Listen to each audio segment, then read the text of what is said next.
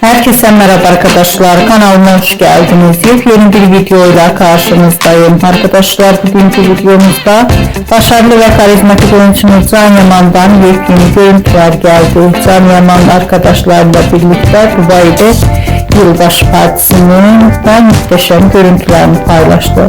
Ben de bu görüntüleri sizler için YouTube kanalımda video halinde sunuyorum arkadaşlar. Umarım beğenirsiniz. Videomu beğendiyseniz kanalımı izlemeyi ve bildirimleri açık tutmayı unutmayın. Şimdilik benden bu kadar olsun. Yeni videomuzda görüşmek üzere. Hoşça kalın.